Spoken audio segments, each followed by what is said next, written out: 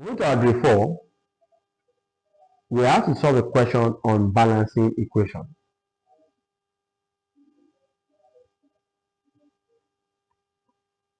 Balancing equation.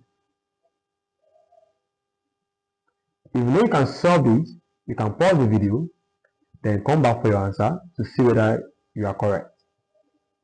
Now let's solve this together.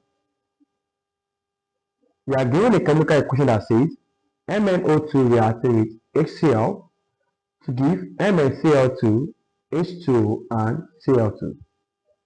The question now goes by saying, in the equation above, what are the values of x, y, and z respectively? Okay, so we have MnO2 plus XHCl to give MnCl2 plus YH2O plus ZCl2. Now the goal is to get the value of x, y, and z. And before we can get the value of x, y, and z, we need to know the amount of atom present in the reactant, likewise the amount of atom present in the product. Where do we have our reactant?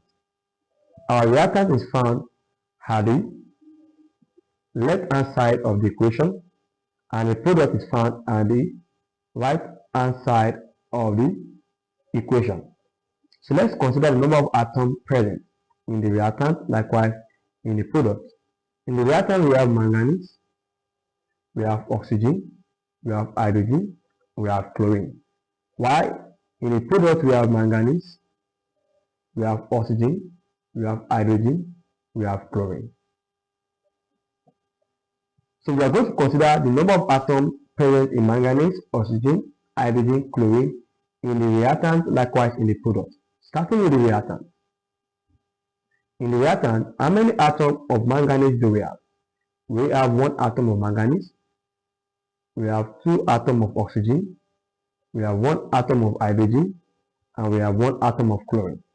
While coming to the right hand side, which is the product side of the equation, we have 1 atom of manganese, we have 1 atom of oxygen, we have 2 atoms of hydrogen if you consider this side, then we have 4 atoms of chlorine, because at this side we have Cl2 and at this side we have Cl2, making it 4 atoms of chlorine.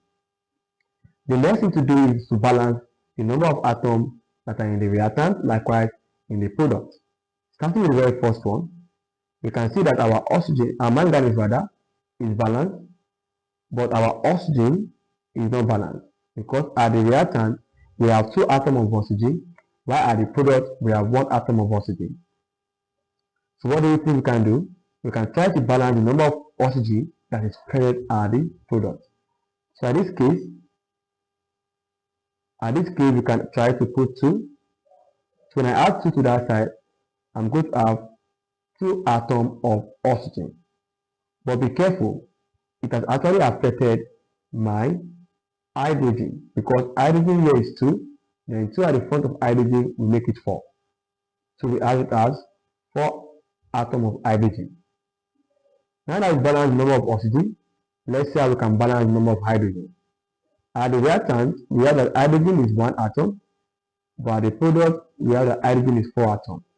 So we need to balance the number of hydrogen at the reactant. Coming to the equation, we can try to put 4 where we have x.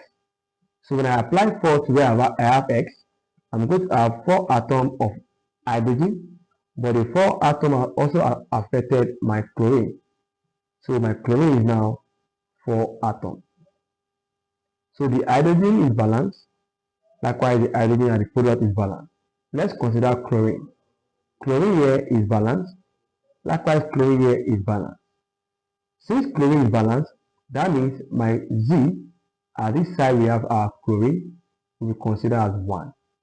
So therefore, the value of x is given as 4, the value of y is given as 2, and the value of z is given as 1. Let's write it and balance it. Writing this, what are we going to have?